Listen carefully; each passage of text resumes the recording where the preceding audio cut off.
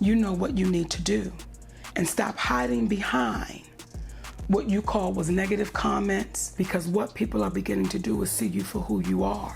Award-winning actress Monique has come out guns blazing. She has fearlessly called out famous celebrities who are considered sacred cows in the industry. From Oprah to Tyler Perry, Monique has revealed how she was sacrificed by her fellow black colleagues and that they may actually be worse than Diddy. So what is the drama all about? Monique spills the beans. Remember when I said earlier, I've never seen so many cowards and black men in this business?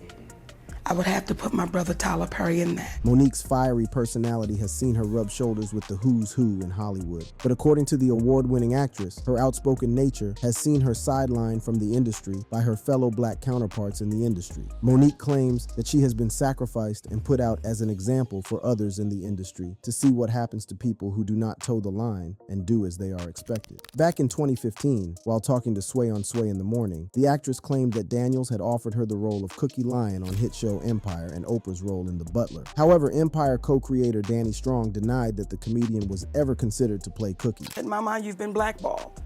And I said, well, why have I been blackballed? And he said, because you didn't play the game. And I said, what game is that? And he was never able to answer that question. According to the actress Tyler Perry, Oprah and Lee Daniels are the cause of all her woes. In fact, in 2020, during a Mother's Day comedy special at the Apollo in Harlem, the actress and comedian went on about being blackballed by Hollywood and naming those behind her unfortunate predicament. No, I was not blackballed. I was whiteballed by some black who had no balls, the comedian said, implying that it was white men who actually blackballed her, while everyone else allowed it to happen. So thank you, Mr. Lee Daniels. Thank you, Mr. Tyler Perry. Thank you, Miss Oprah Winfrey. No, baby, I wasn't blackballed. It would kill me not to say the real You are not paying me equally. You're not treating me fairly. Y'all could suck my dick if I had one, she went on to say. It all started with Monique's incredible performance in the critically acclaimed film Precious, which earned her the prestigious Best Supporting Actress Oscar. The world was in awe of her talent, but little did we know that behind the scenes, tensions were brewing. According to reports, director Lee Daniels, who worked closely with Monique on Precious, claimed that she was being blackballed in Hollywood due to her reputation of being challenging to work with. This revelation came as a shock to many, as Monique had just reached the pinnacle of success with her Oscar win.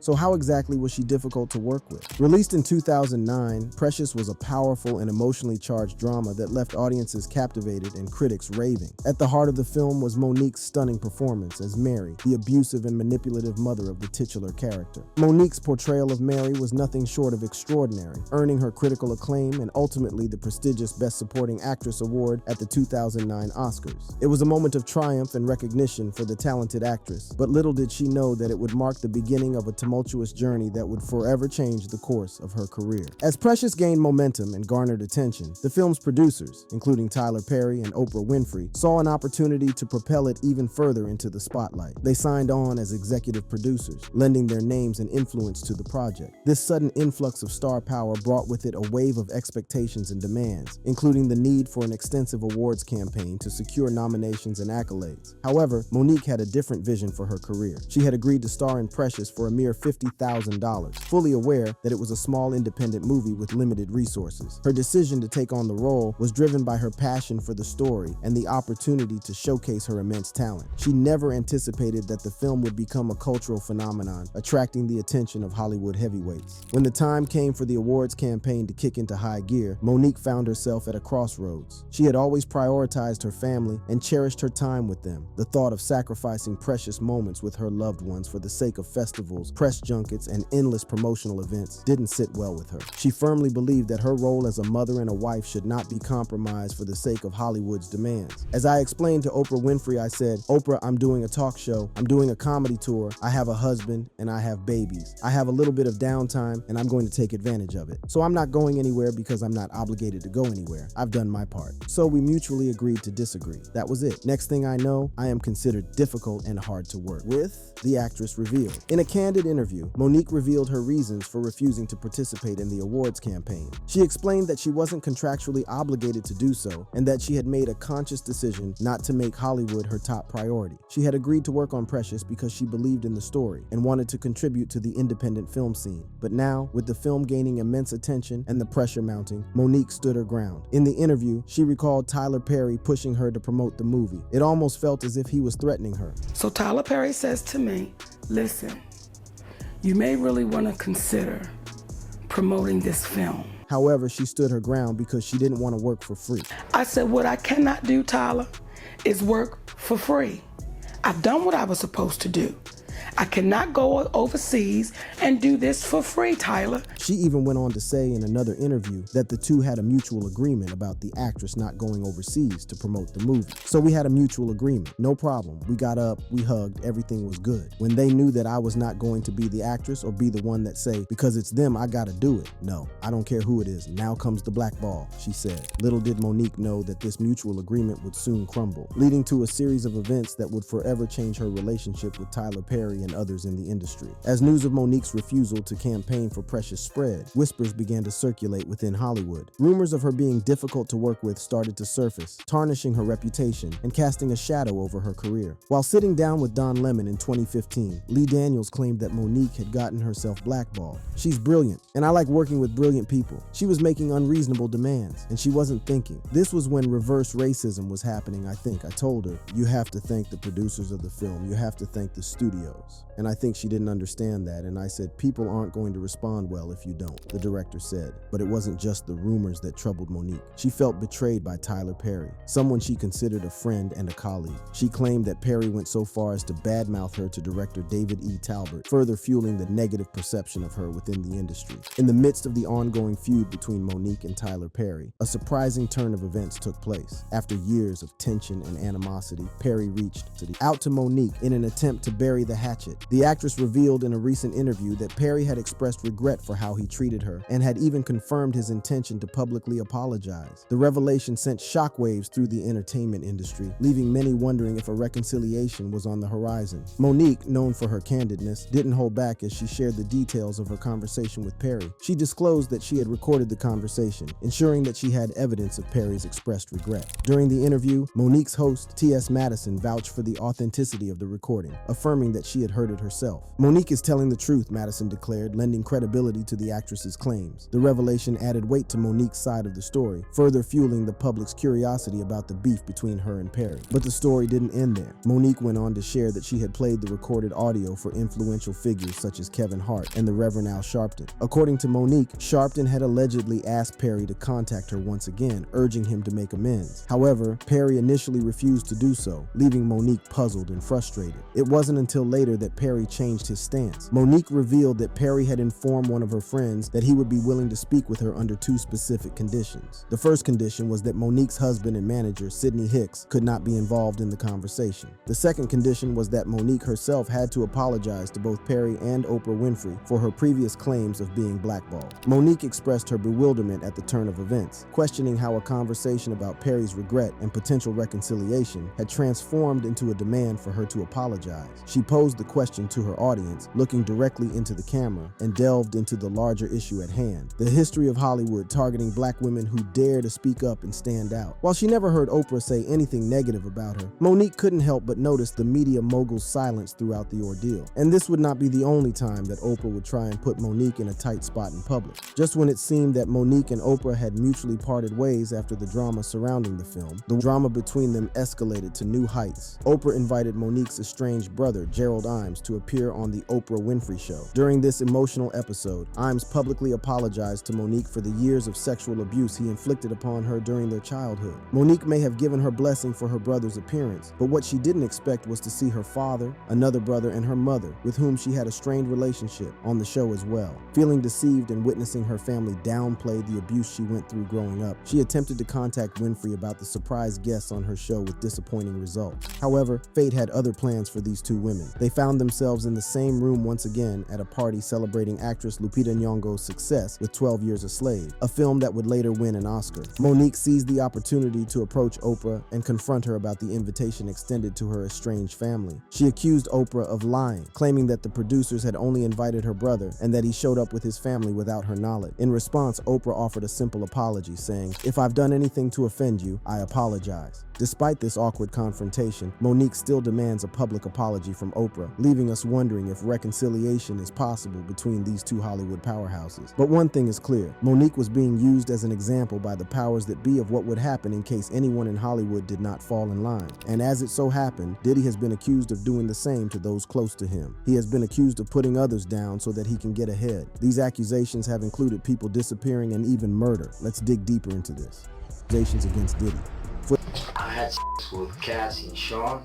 The man in an interrogation room spilling the beans on Diddy took the net by storm late 2023, and just Diddy who has been implicated. Khalid and Rick Ross have also found themselves in the middle of the crisis.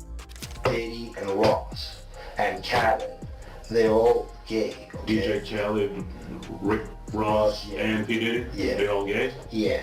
Claims could easily bring down entertainers, especially in the black community, where sexual orientations are mostly frowned upon. It is a surprise then that the gentleman in the video is said to be missing. Who exactly is this man, and what kind of dirt did he have on Diddy that may have led to his alleged disappearance? Jonathan Oddie was born in South Africa, but his journey would eventually lead him to the United States, where he became a naturalized citizen in 2017. While his early life remains shrouded in mystery, it is his later endeavors that have captured the attention of the world. Oddie wore many hats throughout his life, working as a fitness instructor, real estate investor, and even serving as the general manager of Pegasus Minerals and Gemstones LLC. But it was his involvement in the adult entertainment industry that added a shocking twist to his story. Oddie performed as a stripper and porn star for the infamous Dancing Bear website, leaving behind a trail of scandal and intrigue. However, it was in 2018 that Jonathan Oddie would make headlines for an entirely different reason. On that fateful day, he broke into the Trump National Doral Resort, unleashing chaos and terror. The hotel is owned by former President Donald Trump. Armed with a firearm, Oddie fired shots at the police and went on a tirade that shocked the world. His shenanigans did not end there. He proceeded to threaten an unarmed security guard, took out a revolver, and trashed the entire lobby, breaking computers, chairs, paintings, and glass. Jonathan Oddie also tweeted disparaging remarks against former President Barack Obama, then President Donald Trump, and in an odd turn of events, hip-hop mogul P. Diddy. Subsequently, he fired his firearm both at the on-site police officers and the ceiling. He was shot in the leg by police as they chased after him, capturing him in the process and sending him to the hospital to recover from his injury. Afterwards, Oddie was booked into the Miami-Dade jail. Many have been wondering since that fateful day why Sean Combs was included in his tirade. The chaos and destruction he caused were a testament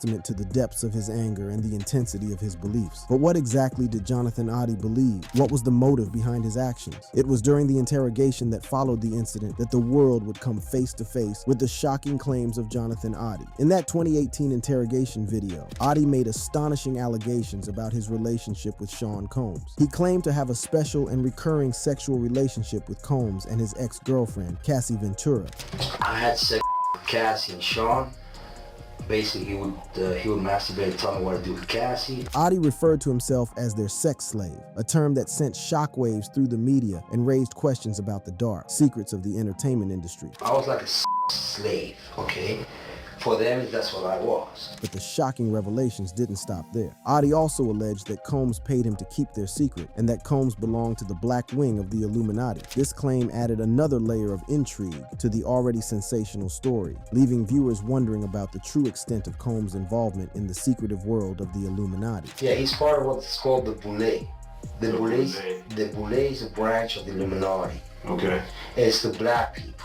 Before the video surfaced, Diddy's ex-lover, Cassie Ventura, had filed a lawsuit alleging abuse from Diddy. The claims made by Cassie in her now-resolved lawsuit against Sean Combs were supported by Jonathan Oddie's story. She claimed Combs would make her perform sexual acts on several male prostitutes. She then asserted that Diddy recorded and masturbated during each of these interactions. Further, Cassie stated that Sean Combs had even instructed her to choose the men who were seeking sex from websites. Cassie stated that Combs' house and opulent hotels around the nation would host these drug-fueled gatherings. The resurfaced interrogation video provided further evidence supporting Ventura's claims and raised disturbing questions about the dark underbelly of the entertainment industry. The story got even more interesting as Jonathan continued down the rabbit hole, exposing the rituals that went on in the industry, some including blood sacrifices. While many of these claims are often quickly dispelled as conspiracy theories, it seems that there may be more than meets the eye. However, things get even more weird with the story. Footage from 2018 shows Jonathan appearing before a judge. However, that is the last time anyone has heard or seen him. Having exposed such dark and shocking details, could the powers that be have gotten rid of him? Or had Diddy had a hand in making sure Jonathan's side of the story never got to see the light of day to protect his brand and continue being at the top? Was Jonathan Oddie sacrificed? The mystery surrounding Jonathan and his mysterious disappearance only make his claims more credible. Jonathan is among the long list of people who have mysteriously died while in the process to expose Diddy. Jaguar Wright revealed shocking details about people around Diddy mysteriously dying. In a 2022 interview, Jaguar Wright made some stunning claims about Diddy. Her accusations led people down a rabbit hole that connected many dots, and the revelations seemed nothing short of a conspiracy theory. Kim is dead. Heavy D is dead. Andre Harrell is dead. The only two left are Puffy and Al almost died. Isn't that interesting? According to her, Uptown Records was started by 4 people: Heavy D, Andre Harrell, Al B. Sure, and Diddy. Kim Potter was the longest serving employee of the company, as she was Andre's assistant. On November 8, 2011, tragedy struck when Heavy D was found dead, face down, in his Beverly Hills home. The cause of death was initially reported as a heart attack. It is important to note that Heavy D was not just an artist. He was also working on a tell-all book before his death. Could his revelations have posed a threat to someone? Was he silenced to protect the secrets of Uptown Records? On May 7th, 2020, the music industry was shaken to its core when news broke of Andre Harrell's passing. Like Heavy D, his cause of death was reported as a heart attack. It is worth noting that Andre Harrell was also working on a book before his untimely demise. Was he about to reveal secrets that someone wanted to keep buried? Could his passing be connected to the hidden truths of Uptown Records? On November 15th, 2018, the world mourned the passing of Kim Potter. Initially, her cause of death was reported as pneumonia. However, the first coroner's report ruled her death as a homicide, citing the presence of toxins in her body. It is important to note that Kim Porter was also in the process of writing a book before her untimely demise. Could her revelations have posed a threat to someone? Did her knowledge of the inner workings of Uptown Records make her a target? Finally, there is Al B. Sure, who was also writing a book about his life before he went into a coma. Luckily, he survived and has been on the road to recovery. These revelations were shocking and led everyone to ask why everyone around Diddy suffered similar misfortunes under similar circumstances.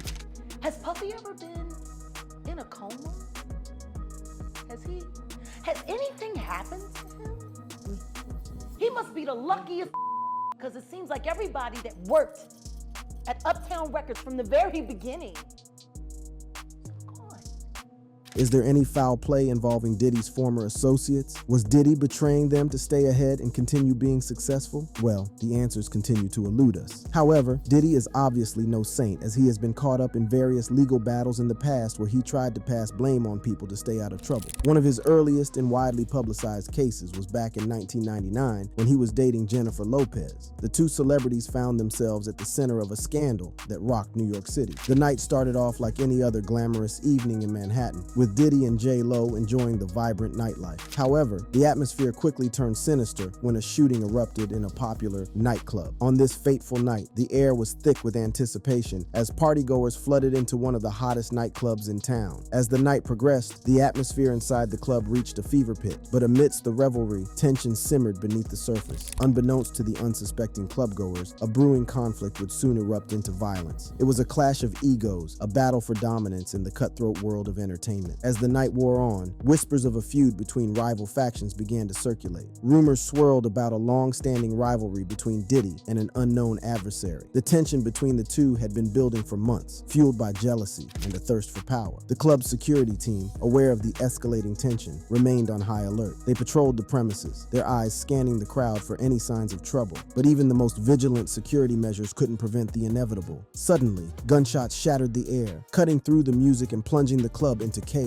Amidst the chaos, 3 innocent bystanders found themselves caught in the crossfire. 2 men and a woman were struck by bullets, their bodies collapsing to the ground in a haze of pain and disbelief. One woman, shot in the face, fought for her life as the nightclub transformed into a makeshift triage center. As the wounded were rushed to the hospital, law enforcement descended upon the scene, determined to restore order and bring the perpetrators to justice. Diddy and J-Lo were detained after a gun was found in their car as they left the nightclub. The vehicle was stopped because it was fleeing the scene and because it jumped a set of red light. The gun was found lying in the car and was identified as one which had been reported stolen in Georgia. None of the 4 occupants of the car had a license for the gun. The couple were both charged with criminal possession of stolen property. Police arrested and questioned the couple after eyewitness claims that Combs fired a gun after a dispute at Club NY. A third person, Jamal Barrow, a small-time rapper known as Shine, was arrested and charged with criminal possession of a gun. However, in 2001, a Manhattan jury acquitted the hip-hop mogul of all charges brought against, which included 4 counts of illegal possession of a gun and 1 count of bribery. But this is where the story gets a little more interesting. Shine, who was Diddy's protege, was found guilty of 5 of the 8 charges against him. Apart from that, Wardell Fenderson, who was Diddy's driver that night, testified that he didn't pull over right away and fled from the cops because the rapper shouted at him not to stop. After the chauffeur was stopped by police who found a gun in the car, Diddy offered Fenderson $50,000 and a diamond pinky ring to say the weapon was his. All these are incidents that show that perhaps Diddy does sacrifice those around him to stay ahead and continue being successful. Diddy never finds it difficult to throw others under the bus to stay in the game. If you enjoyed this video, click on the boxes playing on your screen to watch similar content.